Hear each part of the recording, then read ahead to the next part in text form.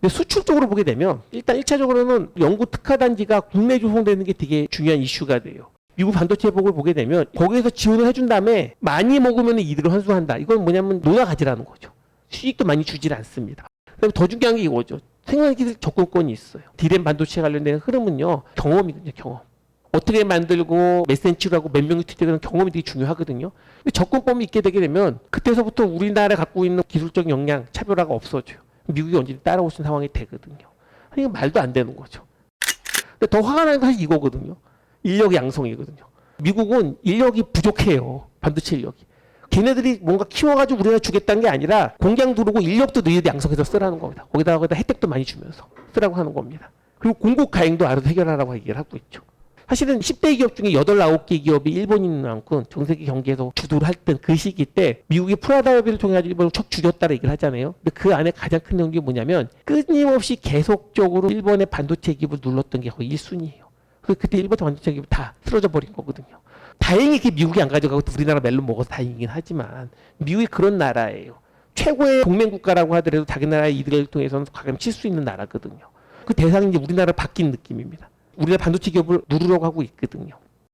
그거랑 연결돼서 말하는 것이 대중국의 규제 해법을 찾는 게 되게 중요한 일이죠. 일단 중국에 수출하지 말아라. 그러면 미국도 마이크론이 한 25%가 중국 수출이니까 타격이 있지만 우리나라는 6, 70%예요. 우리나라는 중국 수출을 하지 말라고 그러게 되면 반도체 기업들이 쓰러질 수밖에 없거든요. 더 걱정스러운 게 뭐냐면 대만으로 수입이 급격히 늘고 우리나라는 확 줄고 있어요. 잘못하면 우리가 반도체 산업에서도 흔들릴 수 있는 그런 상황인 거죠.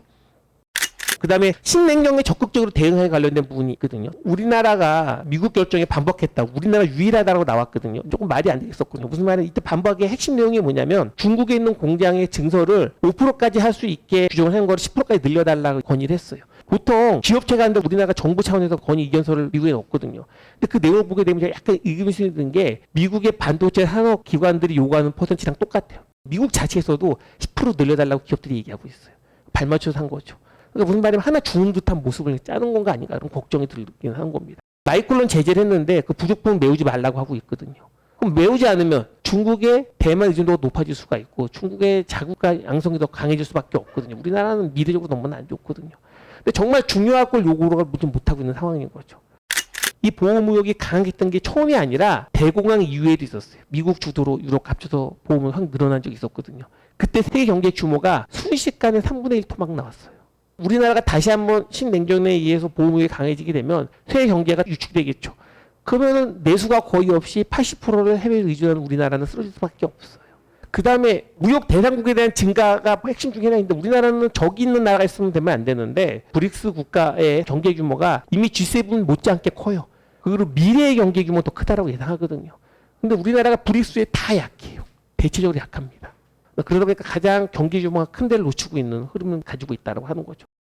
근데 이제 장기 위기로 계속 듣는 인구 소멸이거든요. 지금 우리나라가 출산율이 0.7밖에 안 되죠. 전 세계 최하위거든요. 인구 소멸에 대한 대처 방법을 말을 할 때는 항상 1순위를 뭘 말하는 게 좋냐면 박근혜 정부 때 통일 대박론. 우리나라가 북한과 합쳐졌을 때 인구 숫자만으로도 이미 꽤 커지죠. 북한이 4, 5천만 명만 돼도 우리나라 1억 인구가 일본만큼 규모가 커져요. 우리나라가 장기로 살기 하려면 할 수밖에 없는 거죠. 그에 대한 거 여러 번 분석해 보시면 좋을 것 같습니다.